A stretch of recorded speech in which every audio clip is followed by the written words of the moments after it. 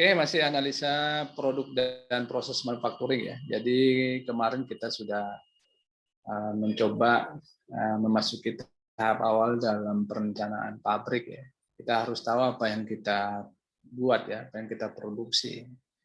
Jadi kita menganalisis produk yang mau kita produksi ya.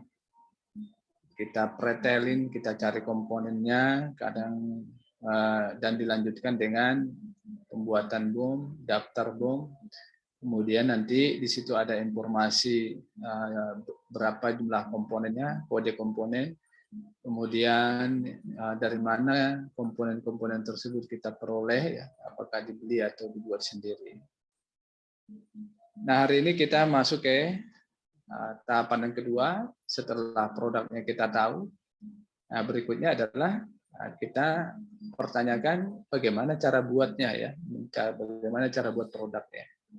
Nah, ini kita masuk ke analisis proses. Nah, kalau dari gambar ini kita perhatikan ya, ini ada proses ya. Proses itu ada dari input masuk kemudian diproses menjadi sebuah produk. Nah, dalam proses bahan baku atau inputan ini dibantu oleh teknologi, mesin atau peralatan, kemudian metodenya, dan sumber daya lainnya ya yang dibutuhkan. Kalau ingat pengertian tentang pabrik, ya kamu boleh tambahkan di situ. Jadi kalau ditanyakan itu apa yang dimaksud dengan analisis proses, ya mudah-mudahan Anda sudah bisa jawab ya dari gambar ini. Kalau sederhananya ya analisis itu ya mencoba mengkaji, meneliti bagaimana inputan berubah menjadi sebuah produk atau output ya. Nah, kamu bisa menambah lagi pengertian tadi menjadi output yang bernilai tambah kan begitu ya. Jadi memiliki output yang memiliki value added. Ya, jadi produk itu sebenarnya ya tentu saja memiliki nilai tambah. Kalau dari inputannya menjadi output itu tidak ada nilai tambahnya, itu proses yang sia-sia ya. Hampir nggak ada ya. Menurut saya kalau sebuah proses diterapkan kepada sebuah inputan pasti ada nilai tambahnya, sesuatu yang berbeda dari inputan awalnya. Oke, kemudian kamu bisa kembangkan juga pengertian tentang analisis proses tadi itu dengan melibatkan terminologi teknologi, mesin, dan metode. Ya, jadi kalau ditanyakan apa itu analisis proses, ya mudah-mudahan Anda sudah memiliki jawabannya. Mau yang sederhana, mau yang lengkap, apa super lengkap, ya kamu masukkan ke pengertian pabrik yang kemarin di awal-awal, ya itu bisa ya.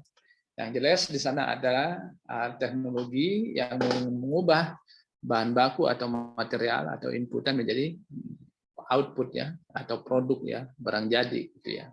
Kalau memang produk ya, tapi tidak selamanya produk, juga ada jasa. Nah, dalam analisis proses ini ya kita mencoba menelusuri bagaimana sebuah produk dibuat kan gitu ya. Kita teliti apa saja yang berperan dalam terbentuknya sebuah produk. Ya kita mencoba bagaimana teknologi yang dibutuhkan ya. Kemudian alat yang dibutuhkan ya, mesin peralatan seperti apa yang dibutuhkan. Berapa banyak jumlahnya yang dibutuhkan ya. Kemudian caranya bagaimana, cara buatnya. Bagaimana teknologi ini digunakan sehingga bahan baku menjadi produk jadi. Nah, ini ada di proses engineering. Jadi kajian dalam proses engineering, teknologi prosesnya. Nah, di dalam proses engineering, teknologi proses itu kamu harus ya mencoba mencari atau menelusuri, namanya analisis ya, mengidentifikasi, memahami, menelusuri, ya itu urusannya analisis ya, mengkaji ya. Ya, menggunakan apa saja yang kamu bisa ya, dengan mata mengamati, membaca, itu adalah proses analisis ya. Memperbandingkan ya, nah, itu proses analisis. Nah, bagaimana sebuah produk dibuat ya, bagaimana jasa disiapkan, nah itu juga termasuk di analisis prosesnya. Nah, ini yang pertama tentu saja di sana ada perencanaan operasi. Bagaimana sebuah produk, ya, kita rencanakan dibuat, ya, diproduksi, ya. Kemudian itu baru tahap perencanaannya.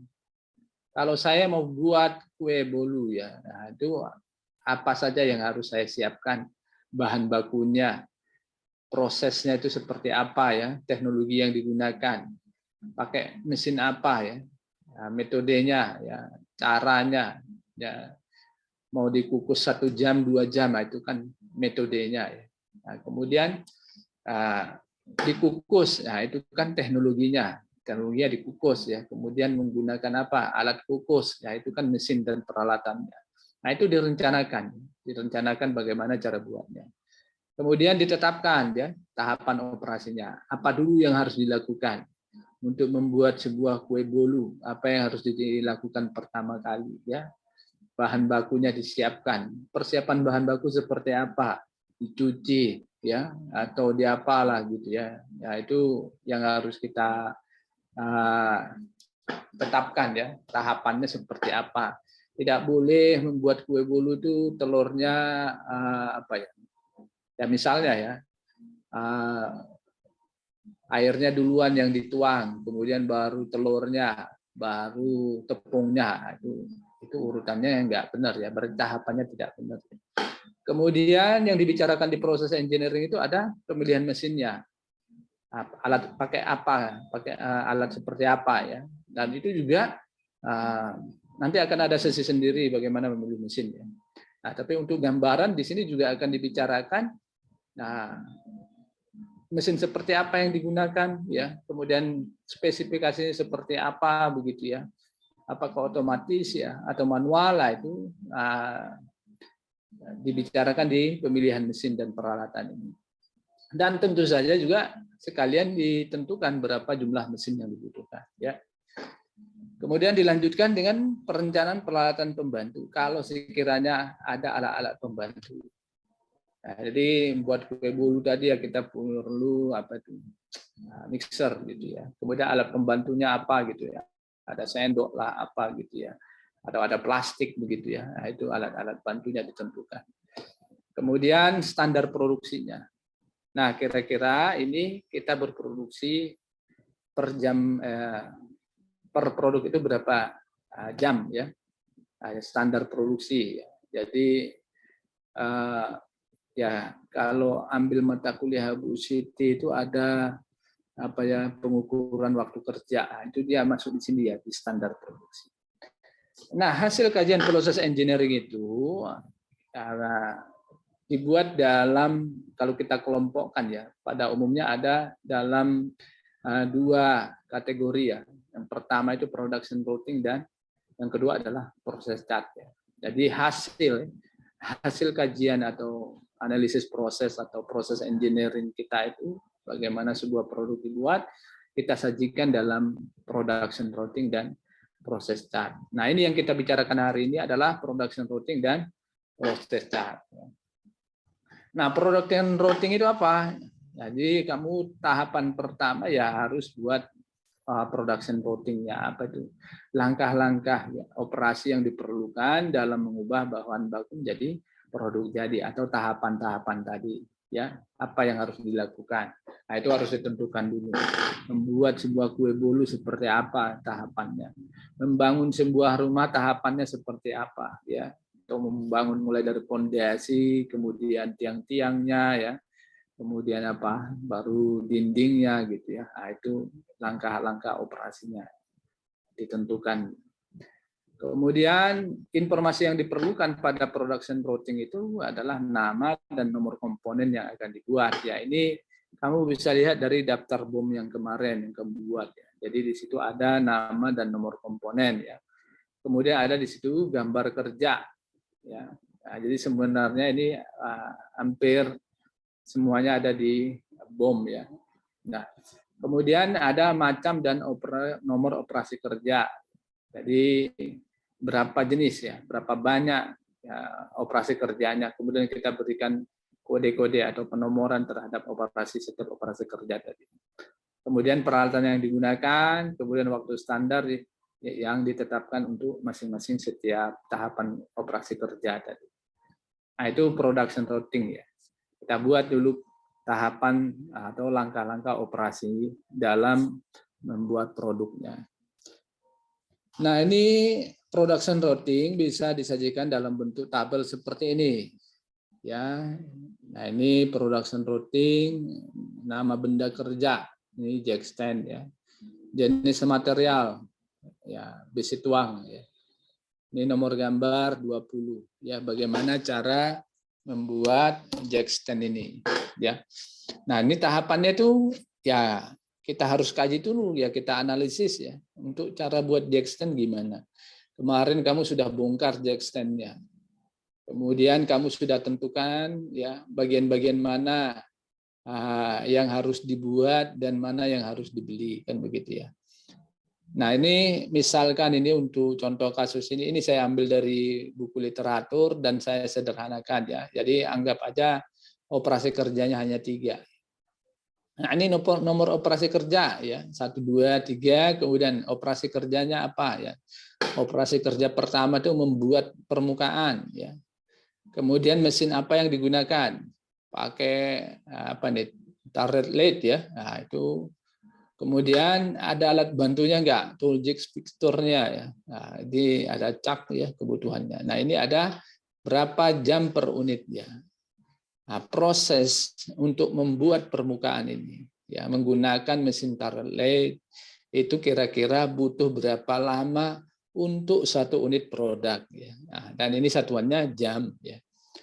Ya, kalau data detik ya menit ya disesuaikan waktunya jadi jam gitu ya. Nah, ini 0,019 jam per unitnya. Jadi untuk membuat satu produk, untuk membuat permukaan 1 unit produk butuh waktu 0,019 jam. Nah, ini untuk membuat waktu standar ini kamu belajarnya sama Bu Siti ya, karena itu di sana ada waktu metode pengukuran waktu kerja ya. Nah, itu juga mempertimbangkan adanya kelonggaran ya, allowance ya. Nah, ini kalau nilai yang ada di sini itu sudah termasuk itu ya. Jadi kelonggaran, jadi bukan waktu khusus untuk membuat permukaan, tapi ditambah dengan tambahan waktu untuk kelonggarannya atau waktu standar. Jadi Anda kalau sudah semester 7 ini, 6 ya, 6 ini ya pasti sudah tahu lah ya. Nah, ini waktu standarnya ya yang dibuat, bukan waktu hanya mengukur sebentar, tapi melalui perhitungan ya, bukan waktu ukurnya ya, tapi waktu standarnya. Kemudian untuk contohnya yang tahapan operasi kedua ya menghaluskan bagian atas, bawah, dan sisi. Mesin yang digunakan ini Logan lathe. Nah, ini ada alat bantunya dan waktunya sekian. Nah, ini adalah production routing dan ini operasi kerjaan itu berurutan ya, tidak asal-asalan. Ya, jadi apa tahapan pertama, nomor operasi kerja 1, kemudian nomor operasi sudah membuat permukaan, terus ngapain gitu ya, menghaluskan bagian atas, bawah, dan sisinya. Oke, kemudian dilanjutkan dengan operasi-operasi yang lain yang sesuai dengan kebutuhan sehingga bahan baku kita tadi menjadi produk jadi kan gitu ya. Oke, kemudian kalau sudah production routingnya sudah jadi, kemudian kita lanjutkan dengan membuat proses stand. Jadi hasil analisis produk kamu, hasil analisis produk proses ya. Jadi setelah analisis produk kemudian analisis prosesnya. Hasil analisis proses kamu disajikan dalam production routing dan kemudian proses chart. Nah, proses chart ini adalah gambar grafik yang menjelaskan setiap operasi yang terjadi dalam proses manufacturing ya, biasanya dalam bentuk blok diagram ya, kotak-kotak ya. Nah, ini ya ya, kotak bulat ya, nanti ada simbol ASME-nya ya. Ini simbol ASME, American Society of Mechanical Engineer ya. Jadi sudah standar internasional ya dalam membuat peta. Peta apa aja yang ada yang bisa digunakan untuk menyajikan hasil analisis proses. Ya, yang pertama adalah Operation Process Chart atau OPC ya. Kemudian assembling chart ya, proses perakitan ya. Kemudian ada flow process chart dan flow diagram. Nah, ini yang akan kita lanjutkan pembicaraannya hari ini. Nah, sebelumnya grafik-grafik tadi atau diagram tadi itu digambar menggunakan simbol ASME ya, American Society of Mechanical Engineers. Nah, itu apa itu simbol-simbol ASME ya ini. Ya, simbolnya bulat, kotak, panah, huruf D, segitiga terbalik ya, kemudian gabungan kotak dan lingkaran. Nah, ini ada artinya masing-masing ya. Makanya kalau kamu lihat itu simbol-simbol apa HMJ ya, Himpunan Mahasiswa Teknik Industri atau Himpunan Mahasiswa Teknik Industri ya, HMTI, ya, itu biasanya menggunakan simbol-simbol ini ya, yang dikombinasikan dengan gear ya. Nah, ini O atau bulat itu untuk simbol operasi ya. Definisi sebuah objek mengalami perubahan fisik ataupun kimiawi. Jadi dia berubah bentuk, berarti itu namanya ada operasi di sana. Ada perubahan sebuah objek menjadi sesuatu. Apakah berubah secara fisik maupun secara kimiawi. Ada air putih dikasih gula. Nah, di situ berarti ada operasi. Operasi apa? Pengadukan gitu ya. Mengaduk atau ya mencampurkan ya, Tapi kalau buat air putih sama dikasih gula itu diaduk ya. Ada operasi pengadukan ya. Sehingga airnya tetap putih ya. Kayak ya anggap aja gitu ya, tetap putih tapi rasanya sudah berubah. Jadi kimiawinya sudah berubah ya. Unsur kimiawinya sudah berubah. Berarti itu juga termasuk operasi, walaupun bentuknya Anda lihat itu tetap putih bening gitu ya. Tetapi kalau secara kimiawi dia sudah berubah, itu tetap dikategorikan sebagai sebuah operasi ya. Kemudian kotak adalah inspeksi. Nah, itu simbol untuk inspeksi atau pemeriksaan, pengujian ya. Jadi sebuah objek mengalami pengujian atau pengecekan, pemeriksaan kualitas atau kuantitasnya ya, sama juga ya. Apakah kualitasnya ada cacat apa enggak gitu, manis apa enggak, apa kurang manis, nah, itu berarti ada inspeksi di sana.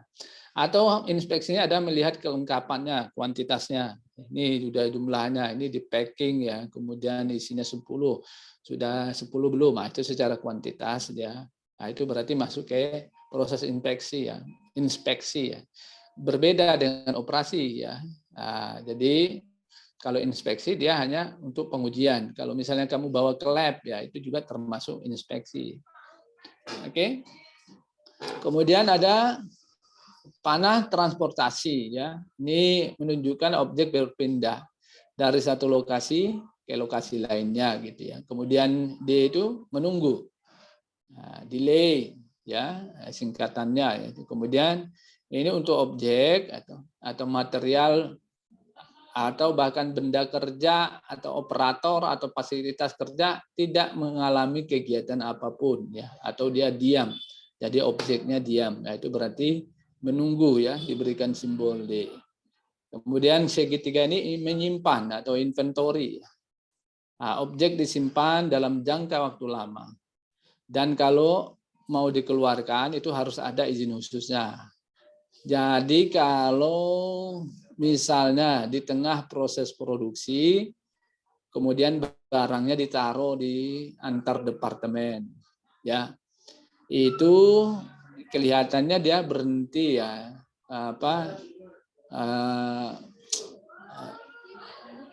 itu bukan kategori disimpan ya. Yang dimaksudkan dengan kategori disimpan adalah dia harus ada izin khusus keluarnya. Kalau nggak ada izin khusus keluar, ya itu nggak bisa dikategorikan sebagai menyimpan ya. Nah, itu bisa dikategorikan menunggu berarti ya. Misalnya work in process ya. work in process atau persediaan di tengah proses itu. Nah, itu bukan disimpan ya, nah, itu menunggu. Karena itu kalau mau dilanjutkan ke tahap berikutnya itu dia tidak memerlukan izin khusus untuk keluar. Nah, kalau misalnya ada izin khususnya berarti itu ada proses penyimpanan di sana. Ya. Kemudian dalam simbol ASMI juga dimungkinkan ada aktivitas ganda ya. Nah, jadi ada aktivitas ganda. Jika dikehendaki menunjukkan kegiatan bersamaan. Misalnya seperti ini ada kotak sama proses ya. Jadi ada operasi inspeksi sekaligus ya. Jadi diaduk, air putihnya diaduk, dikasih gula, diaduk sambil mata kita lihat ya ada benda-benda apa enggak. Itu berarti ada aktivitas ganda. Jadi itu tetap harus dituliskan sehingga operator yang mengaduk gula sama air itu dia juga bertanggung jawab terhadap kualitas hasil adukan air sama gulanya tadi ya. Jadi tetap harus dituliskan aktivitas ganda. Kalau kamu tulisnya hanya operasi ada pengadukan, berarti nanti operatornya nggak perlu ngamat-ngamati, pokoknya aduk aja, habis itu ya diteruskan ke tahap berikutnya ya. Jadi itu maksudnya nih untuk aktivitas ganda. Ini adalah simbol ASMI. Nah sekarang dari beberapa model diagram atau grafik ya untuk menunjukkan hasil analisis proses ya. Ya ini kita salah satunya adalah menggunakan Operation Process Chart. Ya, ini OPC namanya. Ini menunjukkan langkah secara kronologis dari semua operasi, inspeksi, waktu longgar, dan bahan baku yang digunakan dalam suatu proses. Nah ini di dalam OPC ini gambarnya kira-kira seperti ini nih ya gambarnya, gambar dasarnya ya. Jadi ada garis panah ke bawah ya. Nah ini ada garis ya. Oke, ntar lagi habis ya. Ini garis panah ke bawah ya, kemudian ini ada garis-garis yang mengarah ke garis utamanya. Oke. Nah ini terdiri dari garis vertikal dan garis horizontal. Tadi kamu bisa lihat ada garis vertikal dan garis horizontal. Garis vertikal itu menggambarkan aliran umum proses yang dilaksanakan ya. Sedangkan horizontal itu menunjukkan bergabungnya material dengan komponen yang akan dibuat. Jadi garis horizontal itu menunjukkan penggabungannya ya. Nah, sedangkan yang vertikal merupakan gambaran aliran umum dari prosesnya. Nah, dalam aturan dasar OPC yang perlu diperhatikan adalah pada baris atas ditulis peta proses operasi dan identitas lain, nama objek, nomor gambar, dan lain-lain. Kemudian nama dan spesifikasi material yang akan diproses diletakkan di atas garis horizontal. Nah, ini harus diingat, ini nama dan spesifikasi material. Ya, harus diletakkan di atas garis horizontal. Jadi yang di garis horizontal itu isinya adalah nama dan spesifikasi material. Jangan salah, bukan operasi ya. Jadi dia nama dan spesifikasi materialnya. Kemudian simbol ASMI ditempatkan secara vertikal berurutan menunjukkan perubahan proses. Penomoran kegiatan operasi sesuai urutan operasi membuat produk tersebut. Kemudian produk dengan proses operasi terbanyak dipetakan terlebih dahulu dan digambarkan pada garis vertikal paling kanan. Jadi yang paling kanan ini adalah main prosesnya. Jadi yang sebelah kanan ini adalah pemain utamanya. Sedangkan yang lain itu dia bergabung ke pemain utamanya. Atau mungkin ini rangka lah ya. Misalnya rangka apa? Rangka mesin atau apa, rangka motor ya, nanti komponen-komponennya atau rangka mobil ya, komponen-komponennya masuk ke sini semua ya, mengarah sana. Jadi di sini adalah rangkanya. Nah tadi dikatakan bahwa di atas itu adalah material ya yang horizontal. Di atas garis horizontal itu adalah material yang dibeli, material yang dibeli ya, material ya. Pokoknya nama materialnya di garis horizontal. Oke. Nah, berarti semakin ke kiri itu berarti material yang diproses yang paling sedikit ya, paling ke kanan berarti proses semakin banyak ya. Nah, ini yang agak lengkapnya seperti ini kira-kira. Ini adalah peta proses operasi. pembuatan stop keran, ya. Kita perhatikan, nah ini kelihatan mudah, tapi saya heran ya, kenapa mahasiswa kok nggak ngikuti aturannya? Gitu. Padahal itu sudah jelas ya, tidak suka-suka kita buatnya. Ya. Yang di atas adalah materialnya. Jadi ini ada tangkai atau komponen ya, material atau nama komponen yang sudah kita desain di bill of material atau di analisis produk. Ini ada tangkai, kemudian ada tabung, kemudian ada gate, ada badan, gelang, penutup, pegangan. Ya. Nah ini tangkainya. Ini adalah proses yang paling main prosesnya, paling utama, paling panjang prosesnya. Nah ini tangkai ini, untuk membuat tangkai ini, itu dibubut, kemudian ya apa yang dilakukan, proses apa yang dilakukan terhadap tangkai ini, ya ini dibubut, kemudian diulir, kemudian dimil, kemudian dipotong. Setelah itu dia berhenti, menunggu komponen yang akan bergabung dengan dia. Nah ini disimbolkan dengan A, ini assembling ya, ada perakitan. Ini harus diperhatikan. Ini bukan nol ya, memang kelihatan seperti nol. Tapi ini operation ya, operation 1, operation 2, operation 3, ya, operation 4 ya, kemudian assembling ya, 1. Kemudian setelah tangkai sampai di proses ini, kemudian ini disiapkan dulu tabung, tabungnya ya, bantalannya baru bisa digabung dengan tangkai ini. Nah, prosesnya tangkai ini ya dicetak, dibersihkan, kemudian lubangi ya. Terus ya, ini menggunakan mesin drill, ya, menggunakan mesin bor, bubut, ulir ya. Nah, kemudian yang ini ada proses assembling lagi ya, sub assembling ya. Ada sub assembling 1. Jadi yang ini ada proses perakitannya dengan apa ini? Packing ya. Jadi digabung, ini packing kan material ya. Nah, digabung dengan ini tabung yang sudah kita buat tadi.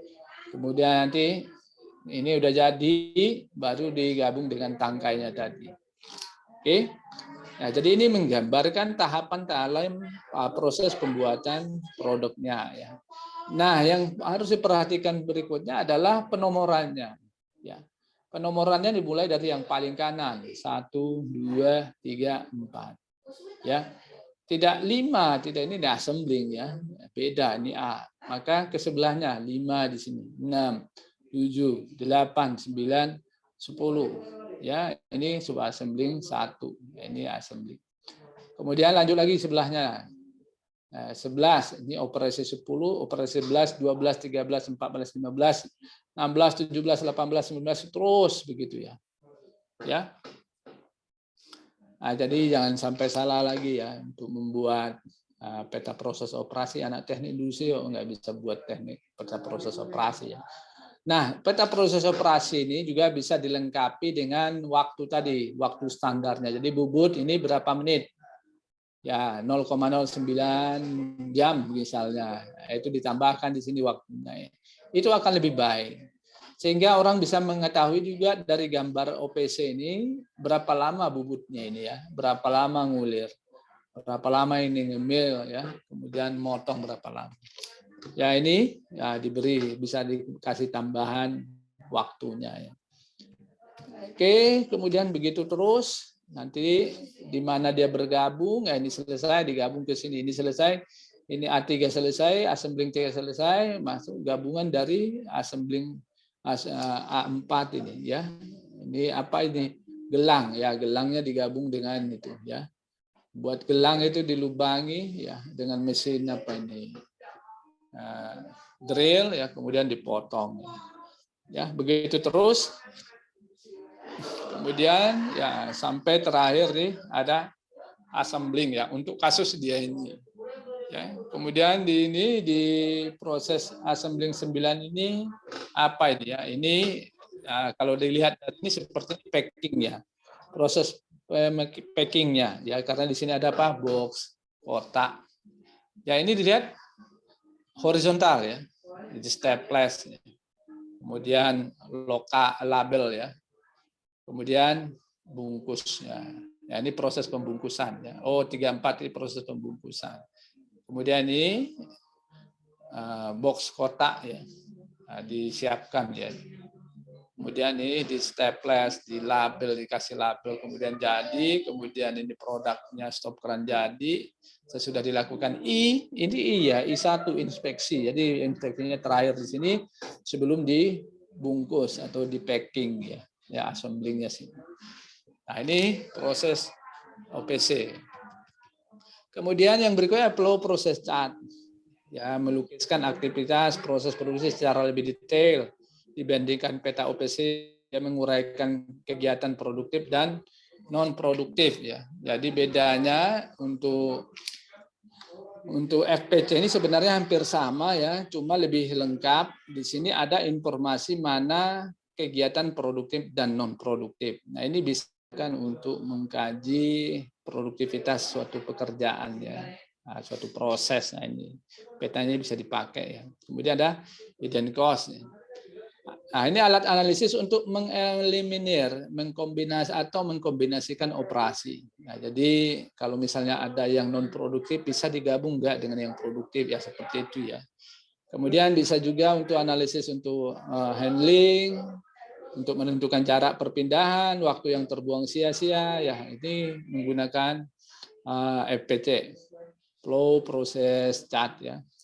Nah, simbol yang digunakan dalam FPC itu hampir sama dengan OPC, cuma FPC flow process chart lebih banyak. Ada delay dan ada storage dan ada transportasi.